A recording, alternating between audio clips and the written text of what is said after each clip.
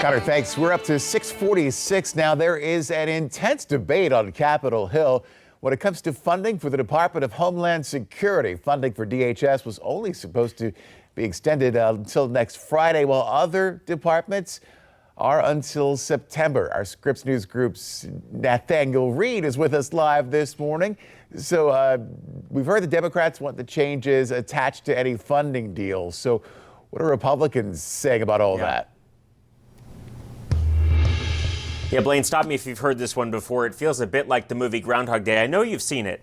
And to be clear, there's a whole lot of demands that Democrats want to prevent another government shutdown for changes to immigrations and customs enforcement. There are 10 of them on this latest letter that they've sent to Republican leadership. Republicans already blasting these as completely unworkable. Democrats want to ban these roving patrols of ICE agents across the country, ban masking, require body cameras, require identification on officers, also preventing sensitive locations like churches, mosques, synagogues, and schools.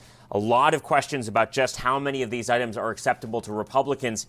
Some Republicans on Capitol Hill already dismissing these out of hand. And to be clear, Blaine, it's not even clear if negotiations, even the lawmakers have gone home for the weekend, have begun in earnest with this shutdown deadline just 1 week away. Take a listen.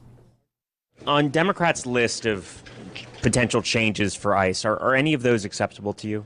I'm thinking about creating a board game called Fantasyland, where Democrats throw a bunch of ridiculous proposals that aren't going to go anywhere. So, look, we've been pretty clear. We're not going to do anything that kneecaps ICE's ability to do their jobs and enforce the laws that both Republicans and Democrats have voted on and presidents of both parties have enforced.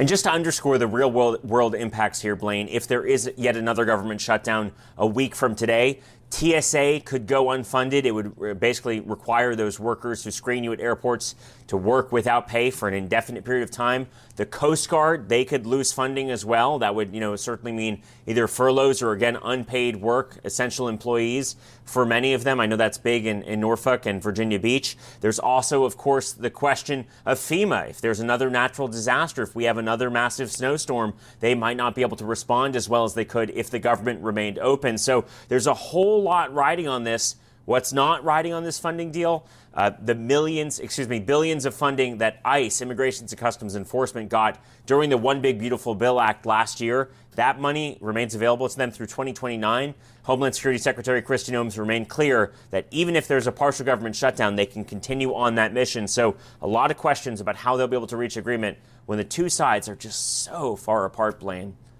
We've had this conversation so many times, it seems, over the past few visits, and we'll keep you posted with our Yet here we are. Scripps News Group with what you need to know about the next possible